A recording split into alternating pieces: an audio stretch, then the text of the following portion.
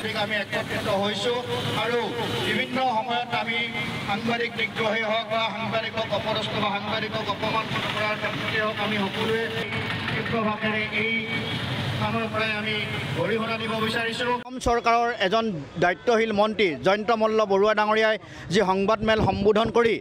সাংবাদিকক মাতি নি তাত সাংবাদিকে সোধা প্ৰশ্নৰ উত্তৰ দিবলৈ সক্ষম নহয় তেওঁ যি সাংবাদিকক যি তুচ্ছ তাচল্যসূচক যি মন্তব্য আগবঢ়ালে আৰু এই মন্তব্যই অসমৰ প্ৰতিগৰাকী স্বাভিমানী সাংবাদিককে আচলতে মনত আঘাত কৰিছে। সাংবাদিকক আচলতে সন্মান কৰিবলৈ নিশিকা অসম চৰকাৰৰ এগৰাকী জ্যেষ্ঠ আচলতে যি মন্ত্ৰী দায়িত্বশীল মন্ত্ৰীৰ মুখতেই যদি এনেকুৱা ধৰণৰ ভাষ্য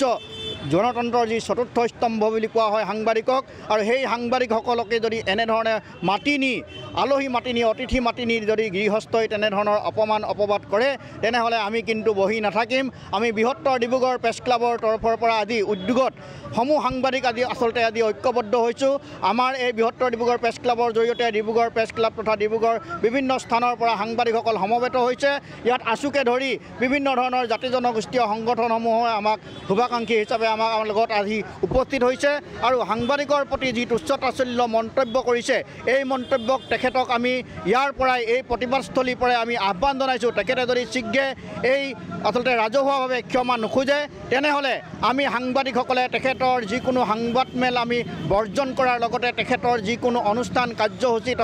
তথা তেখেতৰ বিভাগৰ যিকোনো বা বাতৰি আমি প্ৰচাৰ কৰাৰ পৰা আমি বিৰত থাকিম বুলি ইয়াৰ পৰা আমি সকিয়নি দিছোঁ আৰু শীঘ্ৰে তেখেতক এই মন্তব্যৰ বিৰুদ্ধে অসমৰ মুখ্যমন্ত্ৰীগৰাকীয়ে হস্তক্ষেপ কৰি অসমৰ জনসংযোগ বিভাগৰ যি মন্ত্ৰী আছে মন্ত্ৰীগৰাকীয়ে হস্তক্ষেপ কৰি আচলতে এই বিষয়টো শীঘ্ৰে যদি সমাধান নকৰে পৰৱৰ্তী সময়ত কিন্তু আমি সমূহ সাংবাদিকে একত্ৰিত হৈ আমি চৰকাৰৰ বিৰুদ্ধে পৰৱৰ্তী সময়ত আন কাৰ্যসূচী আমি গ্ৰহণ কৰিবলৈ বাধ্য হ'ম।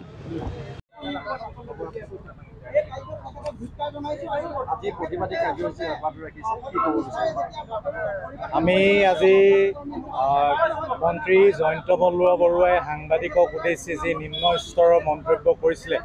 তাৰ বিৰুদ্ধে আমি কলা বেজ পৰিধান কৰি বৃহত্তৰ ডিব্ৰুগড় প্ৰেছ ক্লাব আৰু ডিব্ৰুগড় জিলা সাংবাদিক সন্থাই এক প্ৰতিবাদী কাৰ্যসূচী ৰূপায়ণ কৰিলোঁ। এই প্ৰতিবাদী কাৰ্যসূচী ৰূপায়ণৰ জৰিয়তে আমি মাননীয় মন্ত্ৰী জয়ন্ত মল্ল বৰুৱা ডাঙৰীয়াক সকীয়াই দিব বিচাৰিছোঁ যে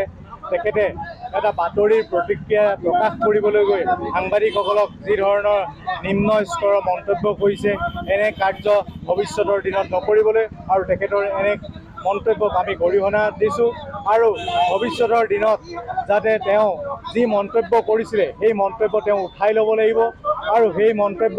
উঠাই যদি নলয় আগন্তুক দিনত আমি তেওঁৰ সকলো কাৰ্যসূচী বৰ্জনৰ সিদ্ধান্ত গ্ৰহণ কৰিছোঁ।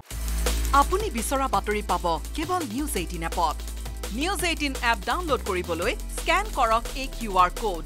গুগল প্লে ষ্টৰতো পাব এই নিউজ 18 এপ।